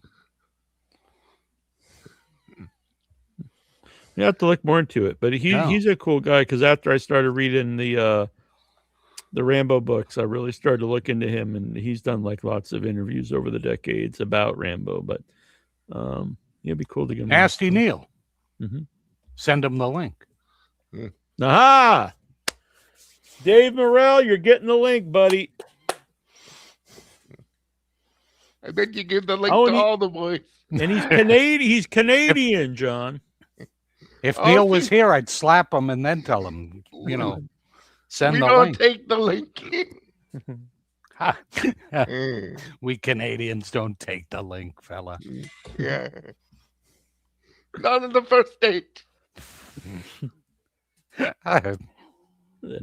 Just the tip on the first. He's from he's Second from date, Ontario. the freeway, but Whereabouts are you from they in might Canada? take link. I always forget. He's from Ontario. Is that near you? Oh. It's in the middle part. I'm on the West Coast. Okay. All right.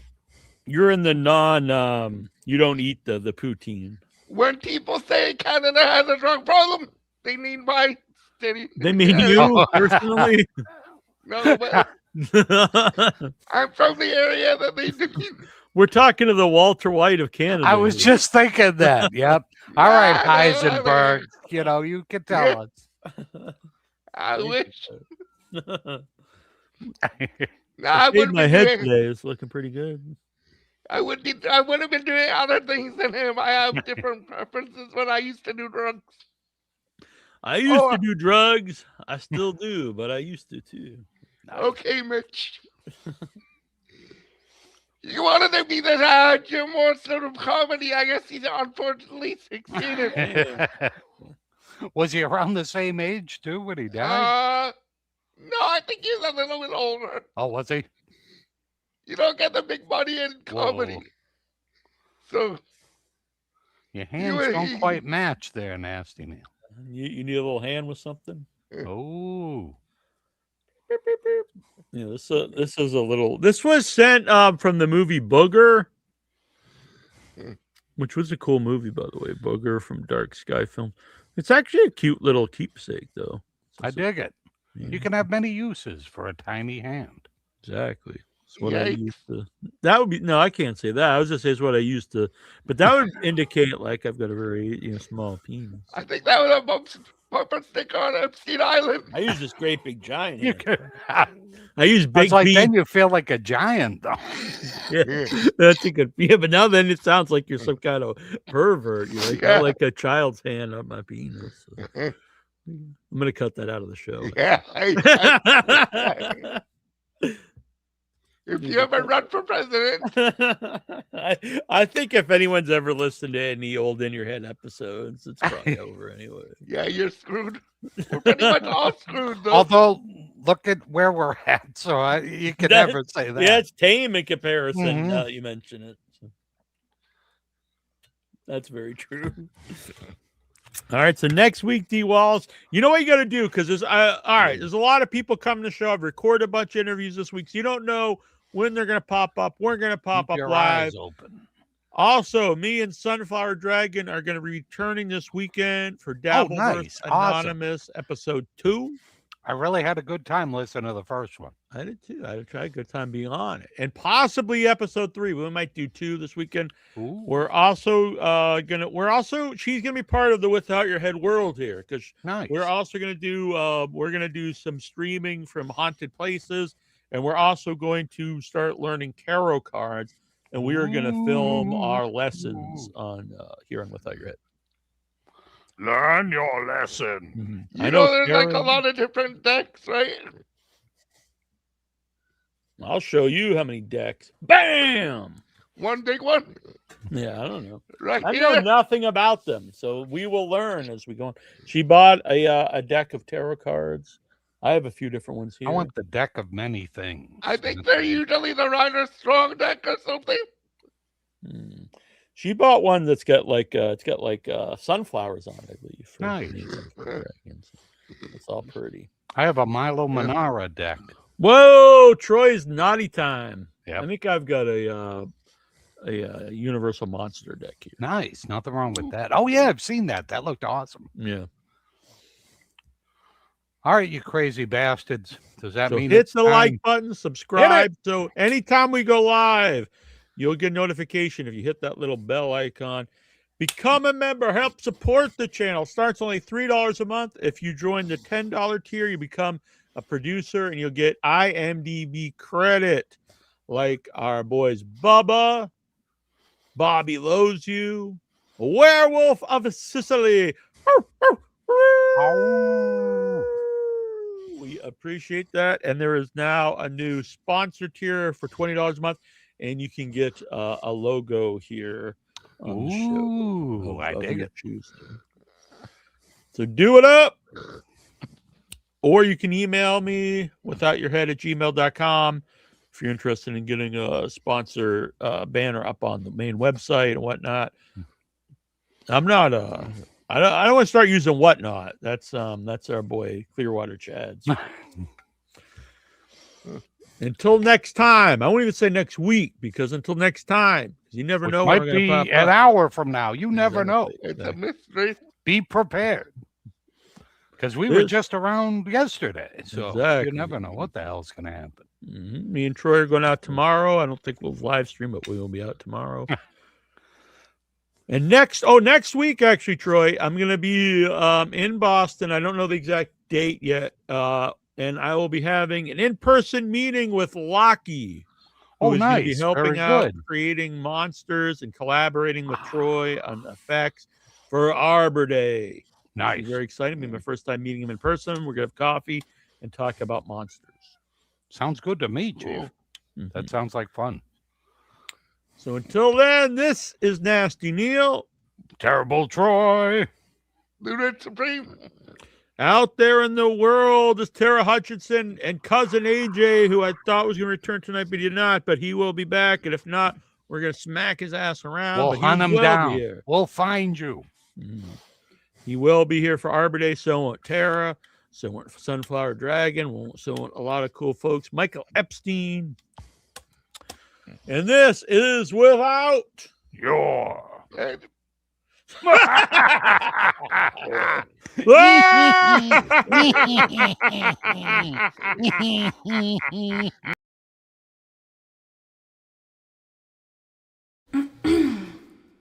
Let me call you sweetheart.